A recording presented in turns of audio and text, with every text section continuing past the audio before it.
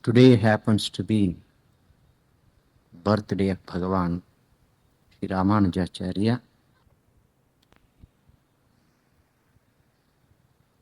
Shankara was born on Vaishakha Shukla Panchami and Ramanuja Vaishakha Shukla Shashti.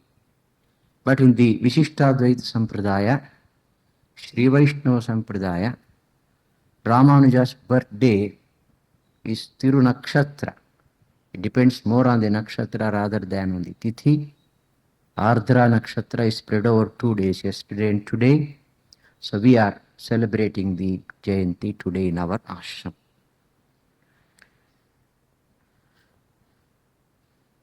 Ramanuja's philosophy is known as Vishishtadvaita, and the religion is called as Sri Vaishnava Mata, Sri Vaishnavism. According to the traditions preserved among the Ramanujites, the Sri Vaishnava Mata and Vishishtadvaita philosophy are very ancient. In fact, they claim that it is earlier than Shankara, and there is a long line of teachers who taught Vishishtadvaita philosophy.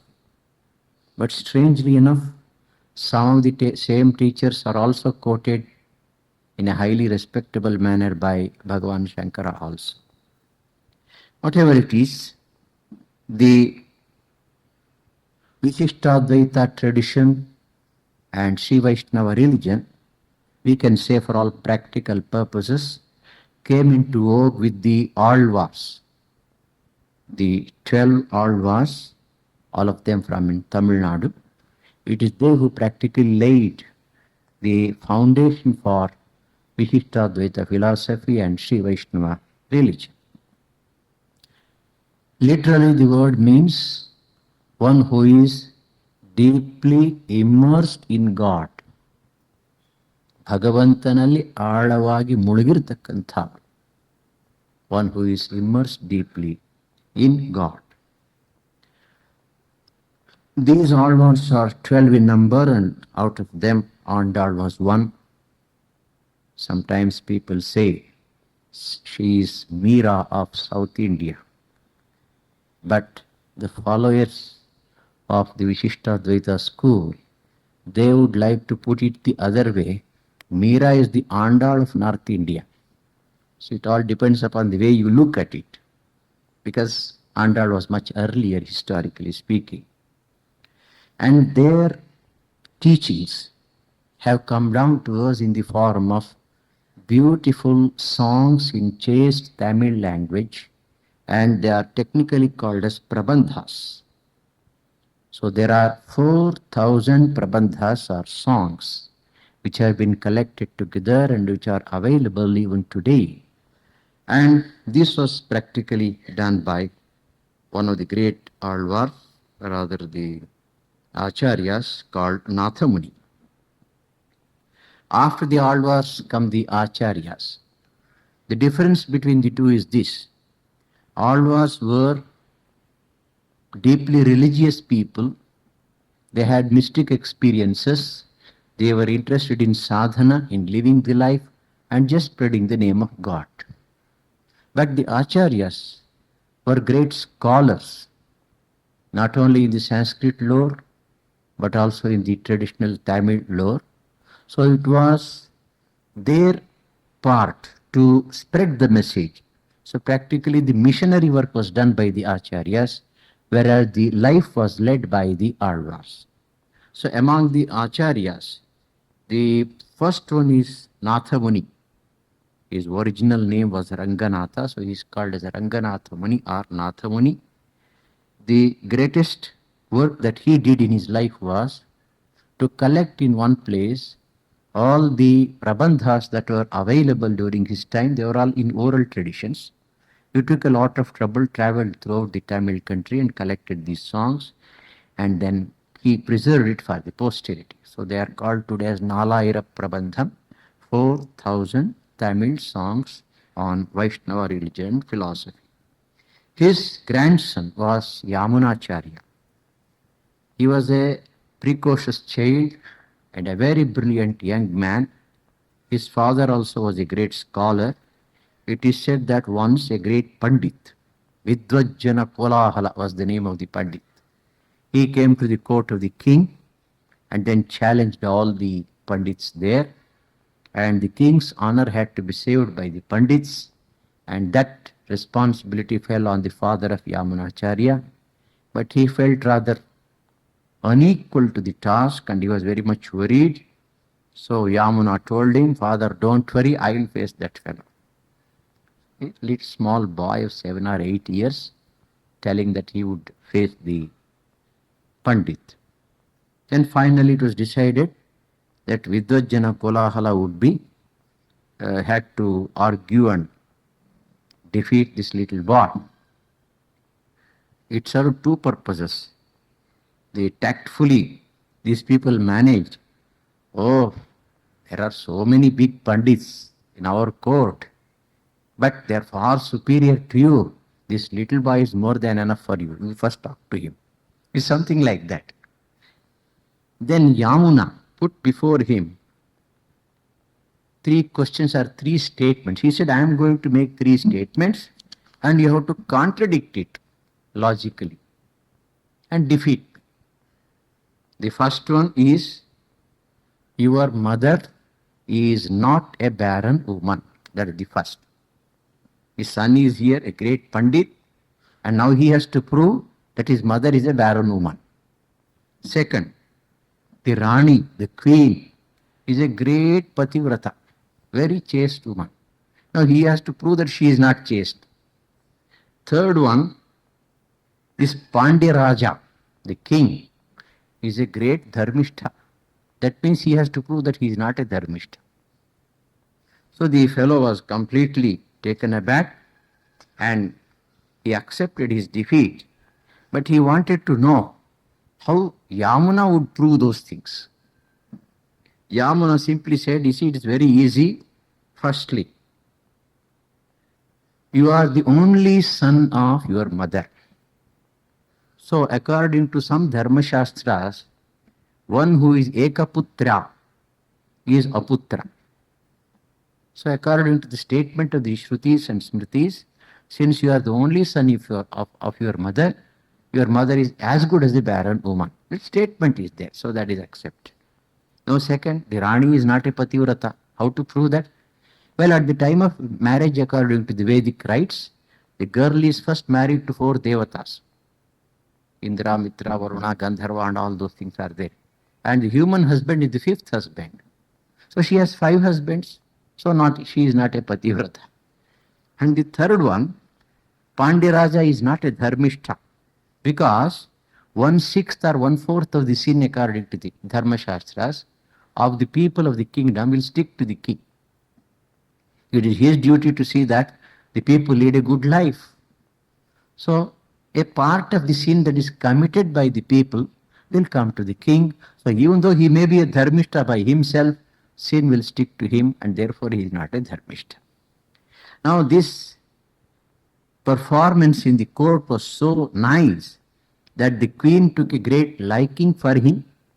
So her daughter was married to this little boy, and then in course of time he became a king, and afterwards his inner conscience was roused. He realized how evanescent samsaric jivana, a worldly life, was. So he gave up the world and became a sannyasin, Ramanujacharya. So he was the most important teacher earlier to or before Ramanuja. Now let us come back to Ramanuja's life. Ramanuja was born in Sri Perumbudur, which has now become very famous, as you know. Probably nobody knew about it till the other day. It's very near Madras, about 30 miles. Asuri Keshavacharya was the father. Kantimati was the mother. There are well-documented details about Ramanuja's life. He was born in AD 1017. He lived for full 120 years. 1137 he passed away. Ramanuja's cousin was Govinda. Govinda's mother and Ramanuja's mother were sisters. So they practically grew together. And Ramanuja was a precocious child and tremendously intelligent. He had great devotion to God, great devotion to the elders, and he was superb in every sense of the term. There was one old man in that village. His name was Kanchi Purna. He was a great saint, and Ramanuja could intuitively understand that he was a great saint, but he was not a Brahmana. So there was a sort of caste prejudice against him among many of the Pandits and others living there. But Ramanuja knew his greatness. He cultivated his friendship, very often sought his guidance for his spiritual life.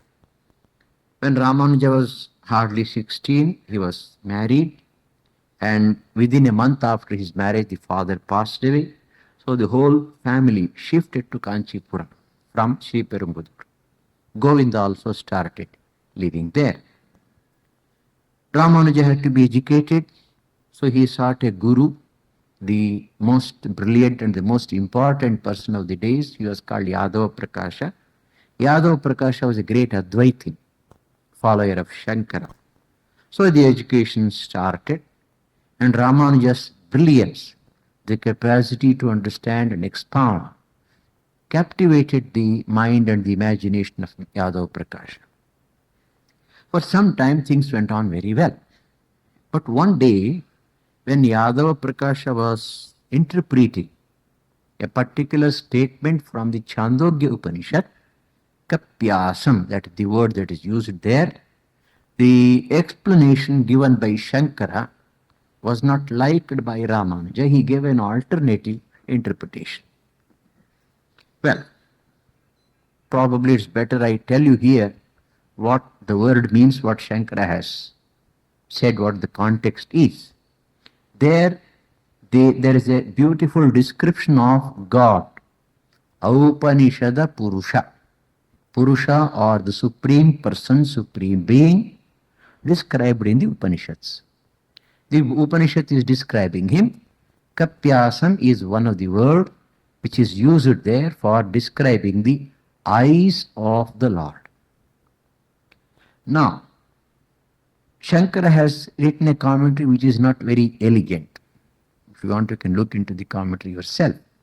So he compared it to the buttocks of the Kapi's monkey. Naturally, it was a horrible thing for Ramanuja, and he started shedding tears. And then when the teacher asked him, "Why are you shedding tears?" he said, "To compare God's eyes to such a dirty object, is it right?" Because Shankara has tried to defend himself by giving some explanation which is not convincing, of course. Then Yadav Prakasha challenged him. "All right, you give your own interpretation, let us see." "Yes, I will give you." Ka means jala. Kam, jalam. Pibati iti kapihi suryaha. That is the first. Surya, or the sun god, he absorbs water vapor from the various sources of water. He drinks water as it were. Asa means that which depends upon him, which has the sun as its seat, as its support. That is the lotus. The lotus depends upon the sun. It is lotus blooms when the sun rises. So Kapyasam simply means the lotus, and the Lord's eyes are compared to the lotus. Naturally, this explanation endeared Ramanuja to all the other disciples there, but the Guru was not very happy, because he thought for the first time in his life he had been defeated by his own disciples. So it is said that, because there are differences of opinion, it is said that Yadav Prakasha got jealous of him and wanted to get rid of him. So they wanted to take him. He wanted to take all the disciples to Varanasi for a pilgrimage, and they had planned to get him drowned there. And somehow Ramanuja got the information on the way, and he and Govinda escaped. Swami Vivekananda says in one place, "Jealousy is the bane of Indian nation." I remember a funny story. A lawyer was once walking on the Madras beach and he found the children of the fishermen there catching crabs and putting them into a basket, and there was no cover for the basket. So he, being a lawyer, went up to them and told them, "You foolish fellows, you do not know. You have kept an open basket, there is no cover for that, bring a cover and put it." Then the boys asked, "Why? The crabs will escape." "Sir, we know our crabs better. If one crab comes up, 10 crabs will catch hold of its legs and pull it down." That is Indian society. So Swamiji had diagnosed this. And it is something which is it's the slavish mentality, as Swamiji says. Anyhow, that apart, when Ramanuja came to know of this, and he quietly escaped, and after Yadav Prakasha returned from the pilgrimage, Ramanuja went to him again and started the lessons, as if nothing had happened. Meanwhile, Yamunacharya had become very old, and he wanted a worthy successor for the Vishishtadvaita Pitha, the matha he was, the seat of the matha which he was occupying in Srirangam. One day he saw Ramanuja from a distance, and he was very much impressed by his appearance and Daivi Tejas. So he made up his mind, I must get him as my disciple and put him on the seat. But it so happened that he passed away before he could achieve that. Meanwhile, the Chola Raja of Kanchipura, he had a daughter and she was possessed by a ghost. So thinking that Yadav Prakasha is a great and holy man, he may be able to drive away this ghost, the king invited him, but Yadav Prakasha could do nothing. Then finally Ramanuja said, "Let me try my hand." So Ramanuja succeeded in exorcising the devil from her body. So naturally, when the name of this disciple went on spreading everywhere, Yadav Prakasha could not bear it. Finally, they agreed to separate. Yadav Prakasha said, "You better go." And Ramanuja also, with all respect to his guru, he came away and started studying the scriptures under other people and also independently. Meanwhile, Yamunacharya passed away and his disciples, Mahapurna was the chief disciple, so he was sent to bring Ramanuja. When Ramanuja came there, he saw that the body was still lying, but 3 fingers were folded out of the 5. Ramanuja asked, "What's the matter? Why are these 3 fingers folded like that? Did he have any unfulfilled desires?" They said, "Yes. He had 3 unfulfilled desires, and if anyone promises to fulfill them, he will be happy." Then Ramanuja said, "Yes, what are they?" First is to spread the Sri Vaishnava religion, but in the process the name of Parashara Maharshi, the author of Vishnu Purana, which is one of the basic texts for Vaishnava religion, that his name should be immortalized. Ramanuja said, "Yes, I will do it." Second, there is one wonderful work called Thiruvaimozhi, attributed to Nammalvar. That is perhaps one of the best works in the Tamil literature. So a beautiful commentary has to be written on that, because that expounds the Vaishnava religion very well. Third, Brahma Sutra should be interpreted according to Vishishtadvaita Vedanta. Ramanuja declared that he would try to fulfill all these 3, and then it is said that Yamuna's hands, or the fingers, completely opened. His wife, Ramanuja's wife, though she was a good lady and a pious lady, she was not in a position to appreciate Ramanuja's spiritual aspirations, and she had the usual prejudices in her mind. Ramanuja one day invited Kanchi Purna, the saintly person, to come to his house and take food. And Ramanuja actually wanted to feed him first and then take the food himself as prasada. Kanchi Purna knew it. Since Kanchi Purna belonged to a low caste, he did not want Ramanuja to get a bad name on account of himself. He was a very wise man. So he just saw when Ramanuja was not in the house, he came to the house and told her, "Mother, I have come, I have some other work, you please feed me." Now he was made to sit outside, not inside, and then he was fed. And after he left, this lady threw away the leaf, washed the whole place, threw away all the food, washed all the vessels, and took bath. And then second time she started cooking. So this is our orthodoxy, as Swami Vivekananda used to say, cooking pot religion. When Ramanuja came and learned the whole thing, he was shocked. Such a saintly person, he was invited for food only for purifying the house, and he was very eager to take the prasad. So naturally he didn't like it, and it was practically the last straw. Every now and then there used to be quarrels and all that. So finally Ramanuja quietly left the house and then went to the temple, Varadaraja temple, and took sannyas in front of the deity. Now taking sannyas is permitted by, one can take it by oneself, because people in those days, they knew all the detailed rituals, the whole procedure they knew. So he kept the kavi cloth at the feet of the Lord, and then as if he was receiving it from the Lord himself, he uttered the mantras, took sannyas. So when it was known that Ramanuja had taken sannyas, he was given the special name Yetiraja Ramanuja by Kanchi Purna. When the news spread, then hundreds of people came to become his disciples. Out of them, Dasharathi and Kuresha were two important people. Especially Kuresha, he had a tremendous photographic memory, and you will see how useful his services were later on.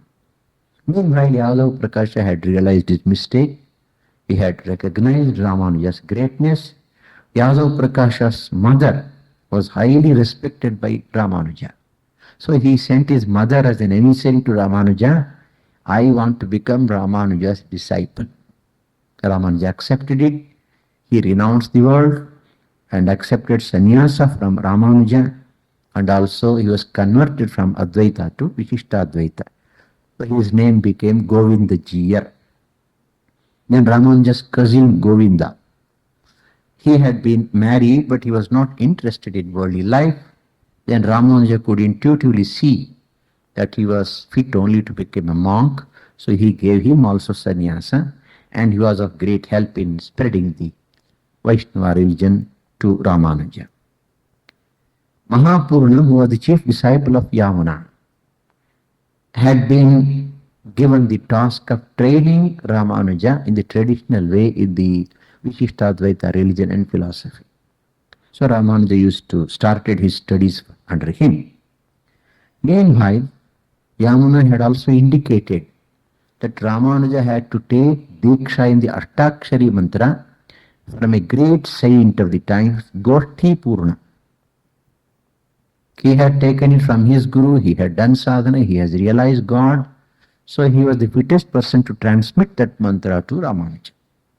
So when Ramanuja went Goshti Purna, first of all Goshti Purna went on putting off. Finally, when he discovered that Ramanuja was serious and sincere, he gave him, but he gave him the instruction also that it is a great secret, it should never be revealed to anybody.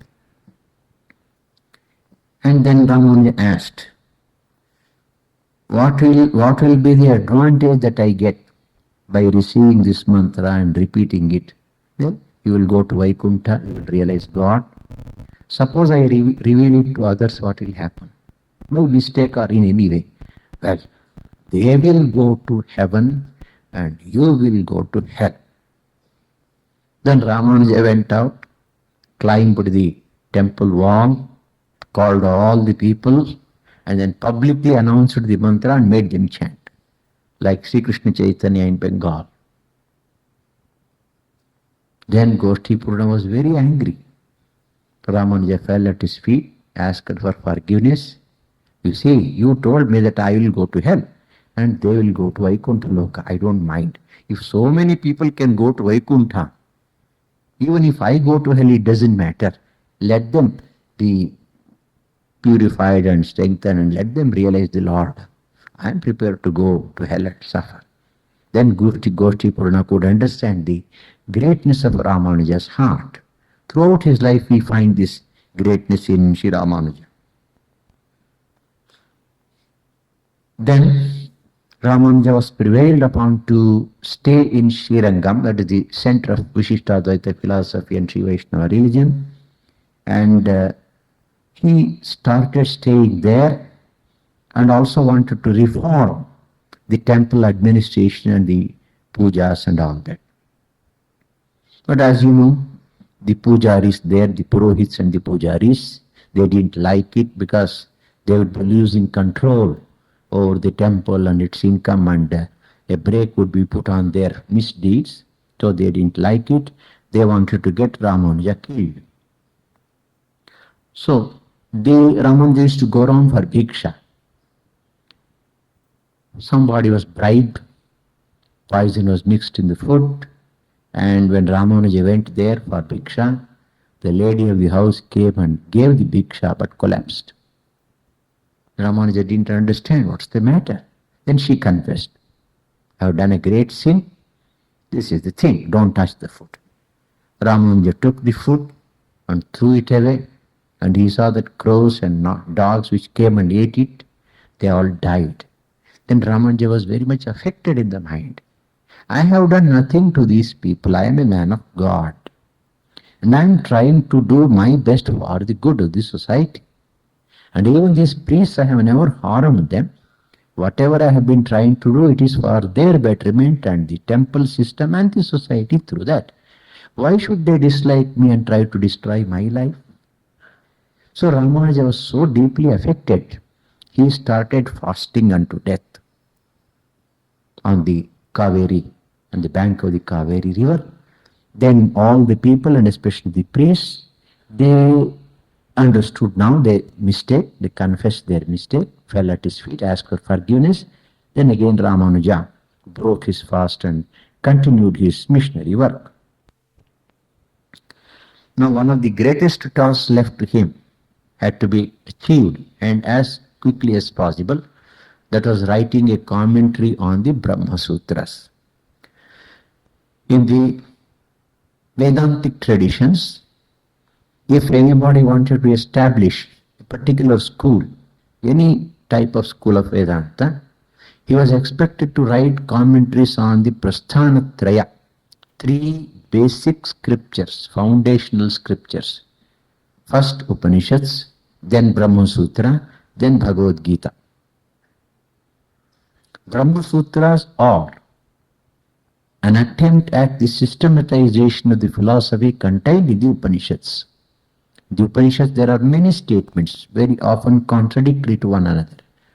Brahma Sutras have tried to, or Vyasa, Bhadarayana Vyasa, through the Brahma Sutra work, has tried to put them all together and then clear the contradictions and weave out one philosophy from that. Shankara had already done that beautifully. But the people of the Vishishtadvaita tradition and Sri Vaishnava religion, they have somehow felt that the interpretation of Shankara was not very correct. There were much greater teachers earlier, and somebody has to reconstruct the philosophy, keeping Shankara's interpretations also in mind.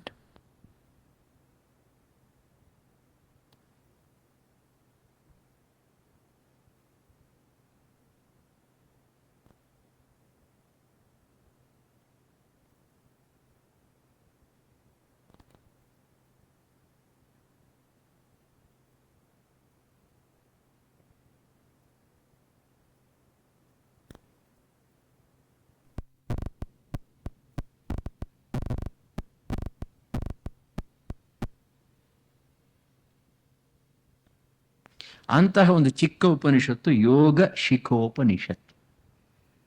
ಅದರಲ್ಲಿ ಮಂತ್ರವನ್ನು ಹೀಗೆ ನಿರ್ವಚನ ಮಾಡಿದ್ದಾರೆ: ಮನನಾಥ್ ತ್ರಾಣನಾಥ್ ಚೈವ ಮದ್ರೂಪಸ್ಯ ಅವಬೋಧನಾತ್. According to them, Bodhayana was perhaps the greatest and the first teacher of Vishishtadvaita school, who lived long back, and Bodhayana is said to have written one vritti. He is called as a vrittikar. Vritti is something like a brief commentary or commentary in the form of poetry, poems. So Ramanuja went on making a search for that. During those days there was no printing press, there were no libraries, everything was in the manuscript form. He came to know that one copy was there in Kashmir. So he went to Kashmir with the permission of the king, borrowed the manuscript. They were not giving it to anybody. It was reference library, not to be lent out to the library. But with the king's permission, he took it for a week or 15 days and he read out the whole thing. Kuresha just listened. As I told you, Kuresha had photographic memory. Then Kuresha wrote down the whole thing. The manuscript was given back, and the manuscript had been prepared through the tape recorder called Kuresha. So he had so nicely memorized the whole thing. Then he brought it and started writing the Brahma Sutra Bhashya. And he called it as Sri Bhashya. You will be surprised to know that the interpretations given by Ramanuja and Shankara are almost 90 to 95% identical. Whatever Shankara has said, Ramanuja has practically followed in the footsteps. Only whenever Shankara comes to the point of Jiva Brahma Aikya, they are identical, Ramanuja differs. He gives his own interpretation. And the Brahma Sutras also lend to such interpretation. Ramanuja's commentary is superb. Between Shankara and Ramanuja, we can say Shankara's commentary is very elegant, simple, much simpler to read. Ramanuja's is a little more archaic.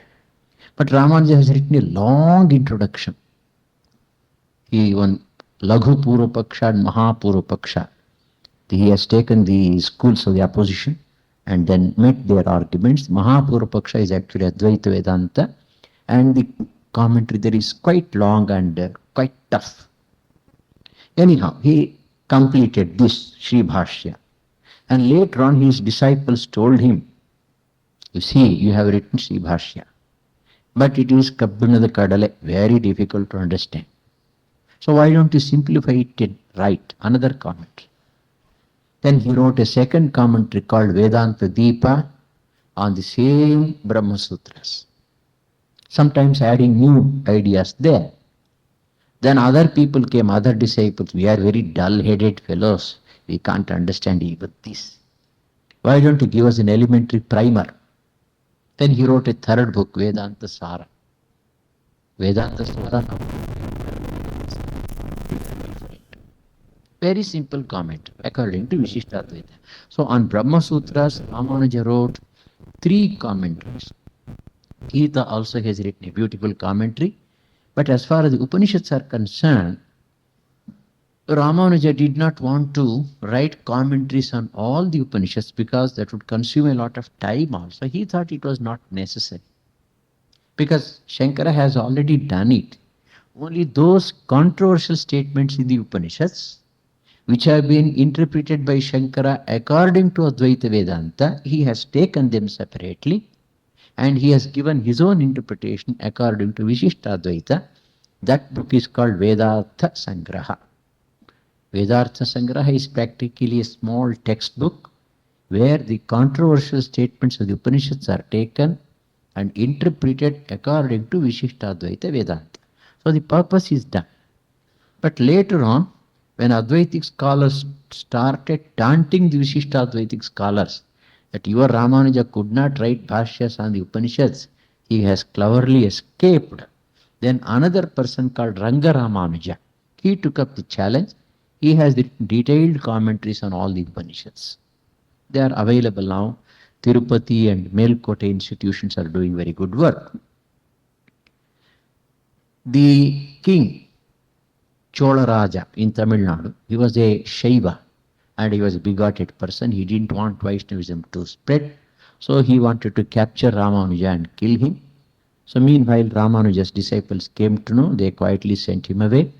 The Ramanuja put on the white clothes and escaped from the Chola country and came to Karnataka.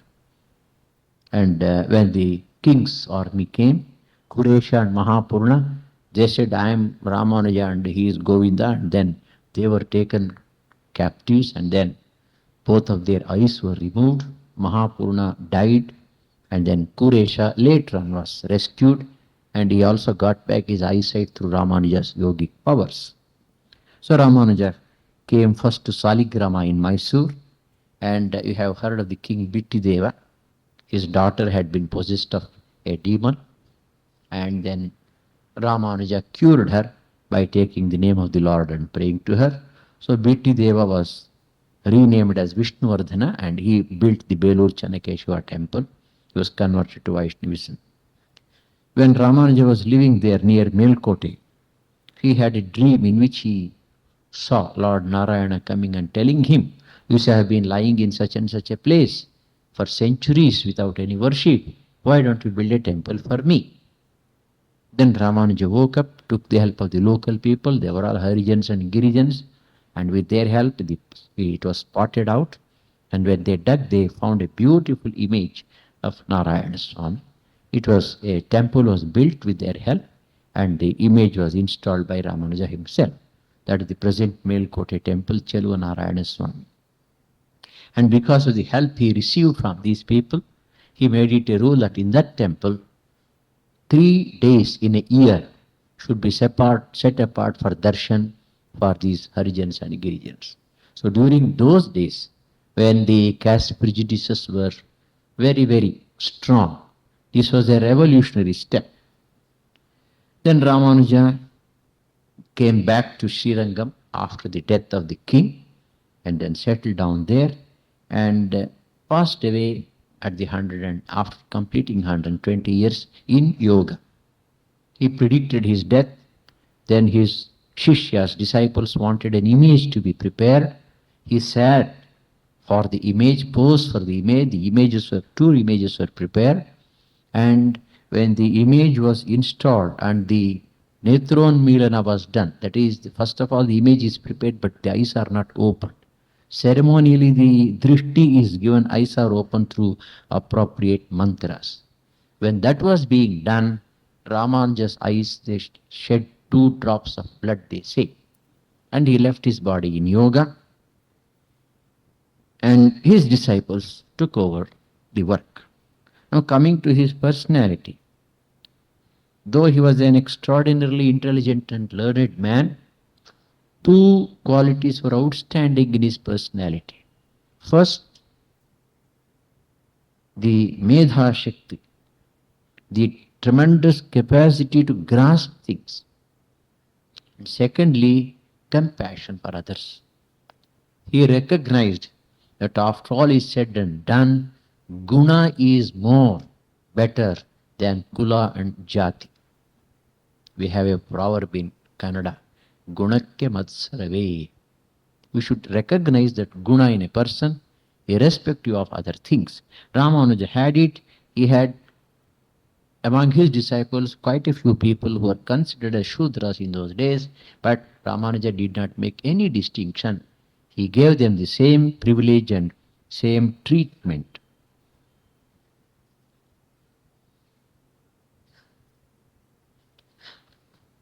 Now let us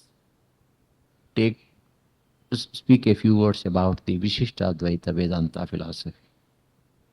The philosophy itself was very old, and Ramanuja gave a systematic shape to it through his writings.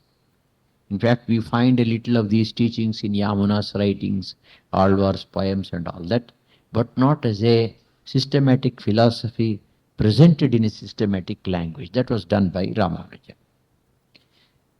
In Advaita Siddhanta, there is absolutely no difference between Jiva and Brahman. Advaita, there are no 2. The truth is one and one only. Brahman. There is no second object. And Brahman is Nirakara Nirguna. And the whole world is Maya, Mithya. It is unreal. God alone is real. This whole thing is an appearance and so on. In Ramanuja's philosophy, he has accepted Advaita in one sense, but he has modified it. It is Vishishta Advaita. We can give one example. Now you take the Akasha. In Akasha there are no parts, no limbs. It is Advaita, pure Advaita, Nirakara, Nirguna, Nirvishesha. You take a tree. The tree as tree is one. But it has branches, it has leaves, it has fruits. All of them belong to the tree. They belong to the tree, they are contained in the tree, but the tree is not contained in them. So Ramanuja's Brahman is like that. So he says in Brahman there is Swagata Bheda, but not Sajatiya or Vijatiya Bhedas. A mango tree is different from a coconut tree. A mango tree is different from an ass or an animal. But inside the mango tree there are differences, branches, leaves, fruits and so on. So he says Brahman is one, but he has two parts in himself. One is called Prakriti, the other is called Jiva, Chit, Achit. These are the words he has used. So Jivatmans are innumerable in number. They are contained within Paramatman. Paramatman pervades the Jivatmans and also transcends them. Insentient nature are Prakriti, Achit. That is also there contained in him. Achit cannot act by itself, but by the will of the Lord Ishvara, the world is created with the help of Achit and Chit. Chit, Achit, Vishishtaha, Ishvaraha. That is why it is called Vishishta Advaita. It is Advaita, but a special kind of Advaita. Advaita in the sense that God is supreme. Though the jivas are made of the same stuff as God, they are not equal to him. Something like you take a little mouse and a big elephant. Both are made of clay. As clay they may be equal, but as mouse and elephant they are different. So Jivatman is Alpajna, Alpashakta, whereas Paramatman is Sarvajna, Sarvashakta. God and God alone has the capacity for Srishti, Sthiti, Pralaya. Jivatman doesn't have. But in other senses, Jivatman is immortal, he is also Satchit, Ananda and so on. This is the most essential part of the Vishishtadvaita philosophy. They call it as Tattvatraya. But the thing is, as far as Mukti is concerned, Ramanuja gives great importance to Bhakti and Prapatti. Bhakti is devotion, Prapatti is Sharanagati, total surrender at the feet of the Lord. And according to him, Mukti has to be got in two stages. The first stage is, I am not the body-mind complex, I am the spirit. But there, though there is liberation from rebirth, there is no enjoyment of Ananda Viti. That can come only through Bhakti Yoga when one realizes Paramatma. And for Mukti, though Jnana helps in getting Atma Jnana, Paramatma Jnana or final liberation can come only through Bhakti and Prapatti. Now, in order to get Bhakti, Ramanuja has prescribed 11-fold disciplines. That's very important. We should not think that the path of Bhakti is very, very easy. We can do whatever we like and then say Ram, Ram, Ram. No, it's not that. Bhakti also is a system. A lot of sadhana is necessary.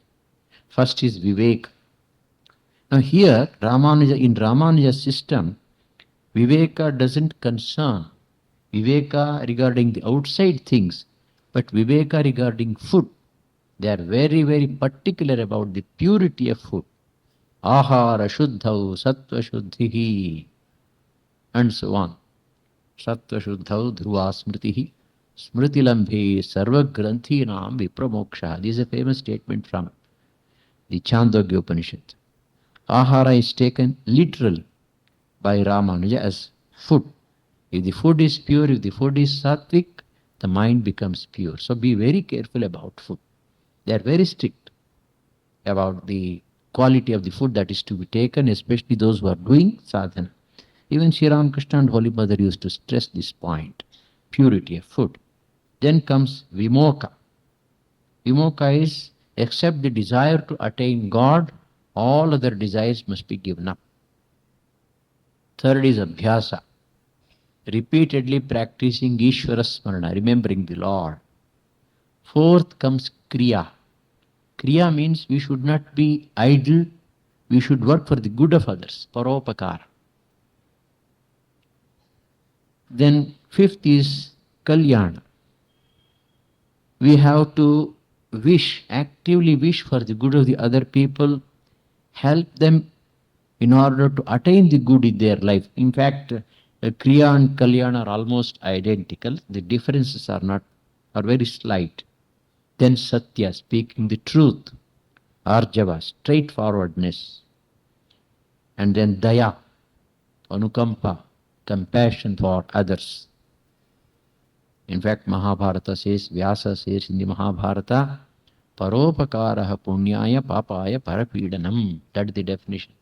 Whole religion lies in loving others, in being considerate towards others, in showing compassion to others. Then ahimsa, not harming others in thought, word and deed. Then dana. Dana is very necessary because human nature is greed. Today you find that the whole world is in the grip of greed at the individual level, social level and even international level. People are simply mad after money because they think that money can give them everything except peace of mind. They do not know that. So, dana, giving what we have, sharing what we have with others. Then anavasada is a technical word. Tripti. You should not, when you get happiness in life, you should not simply jump about. As Krishna says, whatever you get in life, try to be happy with that. So this tripti or contentment should come at the worldly level, but not at the spiritual level. In spiritual level, contentment can come only after God realization. One should not say, today I have repeated the name of Lord 10 times, that is enough. Contentment, tripti, that is not permitted. Tripti only with regard to the worldly things, but with regard to spiritual things, atripti should continue until God experience. Then Ramanuja could find that the path of bhakti was not that easy. It had its own problems, its own disciplines. So he propagated a second path, a much easier path called prapatya or sharanagati. Atma Samarpana. Krishna himself says, Sarvadharman Parityajya, Mamekam Sharanam Vraja, and so on. In fact, in the Vishishtadvaita tradition, 3 mantras are given. The first one is called as Ashtakshari, the 8-limbed mantra, 8-lettered mantra. Then comes the Dvaya mantra. There are 2 mantras in one. One about Narayana and so on. All these are supposed to be very, very secret and they are to be received from the Guru. Third is this Charama Shloka, Sarvadharman Parityajya. Now these 3 are ceremonially given by the Guru to the disciple in the process of initiation. They are expected to repeat them. So in the process of Prapatya or Sharanagati, it's much easier for us to realize God. In fact, Shadvidha Sharanagati, there is a shloka. Anukulyasya sankalpaha, pratikulyasya varjanam, rakshishyashiti, rakshishyati iti vishwasaha, and so on. So 6 steps are given in the process of Sharanagati. So once a person accepts a Guru, surrenders himself at the feet of that great Guru and also to God, his responsibility will be taken over by the saint, by God, and he is liberated. In Sri Ramakrishna's life, we find that total Sharanagati was given to Girish Chandra Ghosh.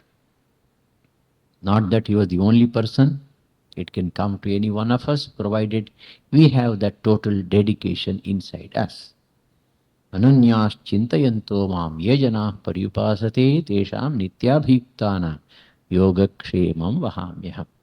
These are great words of the Lord in the Gita. If we have that total dedication to Him, He will completely come to our rescue and protect us and bless us. Now coming to liberation, moksha. Ramanuja maintains that even in moksha, jiva and para, they continue to remain separate. The Jivatman goes to Vaikuntha Loka where Narayana is living. He lives with him, enjoying all the peace and blessedness of heaven and also serving the Lord. The only difference Jivatman and Paramatman in Mukti is Jivatman will remain as Anu, small, Paramatman as Vibhu, all pervading. In nature they are identical, but Jivatman doesn't have the capacity for Srishti, Sthiti and Pralaya. The Ishwaratva will not be there, but in every other sense he is equal to him. In fact, they describe the Mukti as Sarupya, Salokya and all those things. Many technical words are used. But this much we can say that Ramanuja's philosophy was realism. It didn't preach or it didn't support the Mithyavada of Shankara. Well, again, the little explanation is necessary here. Shankara actually did not teach real Mithyavada. There was a historical necessity. See, first of all, there was the Vedic sacrificial religion, the Mimamsa, Darshana. And as against that, Buddhism and Jainism came up and they made religion very simple. People started deserting Hindu religion or Vedic religion, getting converted. Then they had to be brought back. That was done by the later Puranas through vratas, utsavas, and then temples and pujas and all that. But coming to philosophy, there were tremendous intellectuals who were followers of Buddhism, like Nagarjuna and others. They wrote many works in Sanskrit, very complicated, tough works, highly logical. And according to the philosophy developed by them, there are 4 systems in Buddhist philosophies, but one of them is supposed to be the most powerful, Shunyavada, the Madhyamika school. So the logic was so powerful, they proved that ultimately nothing exists. It is completely Shunya. So the Buddhist philosopher is also Shunya. People who are arguing with him are also Shunya. And the books they are quoting are also Shunya ultimately. Now Shankara had to meet that logic with logic. There is a great necessity. Otherwise, if the intelligentsia of the society lose their moral or they lose their moorings, or if they get converted, the society is lost. Don't worry about the flock. That is the most important danger there. So Shankara took up the Kadgals to fight them. He replied to their logic with their own logic, extreme Advaita, as taught in the Mandukya. And finally he conquered them. Practically Buddhist religion and Buddhist philosophy had to leave this country. That was the great contribution. In doing so, Shankara had to adopt the Mayavada and Mithyatva as a weapon to destroy their Shunyavada. But in course of time, it was completely misrepresented and misused also. By Ramanuja's time, there are almost 4 centuries, 3.5 to 4 centuries. So if everything is God, there is no need to do any punya or papa. You do whatever you like. You are God himself. So things came to that pass, such a pass, and then it had to be countered. But Shankara had foreseen it. So that is why in Shankara's philosophy, you have 3 types of satyas: Paramarthika, Vyavaharika, and then this Pratibhasika. Pratibhasika is just appearance. We see a hare running and then it has got its ears up and then we think that it has got 2 horns. That's Pratibhasika. Paramarthika is God. God alone is the true and is the only truth. If we don't accept Vyavaharika Satya, that is the reality of the world in our day-to-day life, what will happen? Shastra becomes mithya, Guru becomes mithya, sadhana becomes mithya, spiritual aspirations become mithya, there is no question of trying for mukti at all. The whole philosophy, the very purpose of the philosophy will be defeated.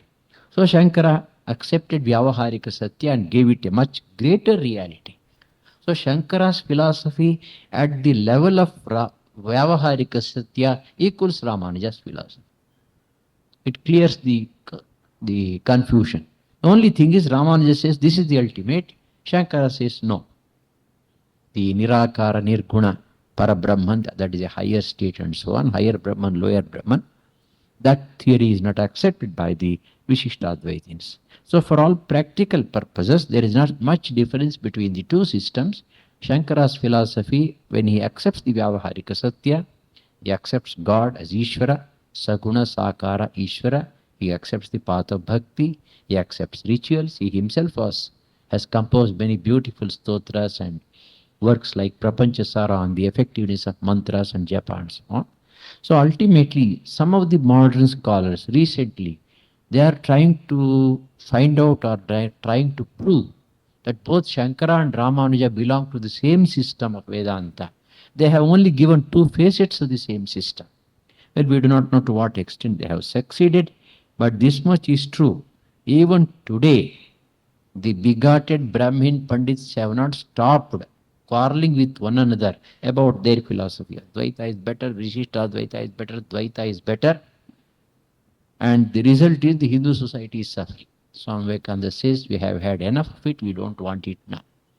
Probably 500 years back, 1000 years back, it might have been a necessity, but today we don't want that.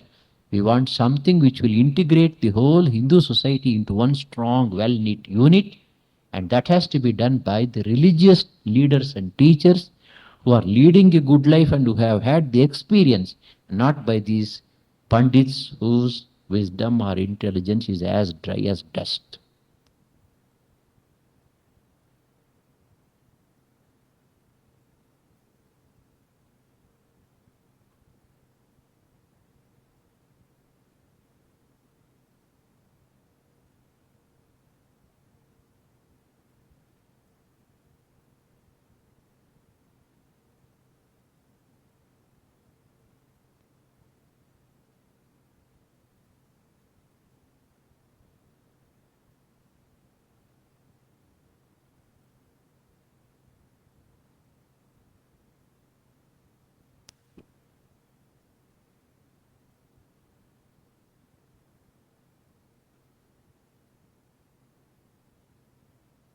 Videos बनाने हैं, Filmora है ना।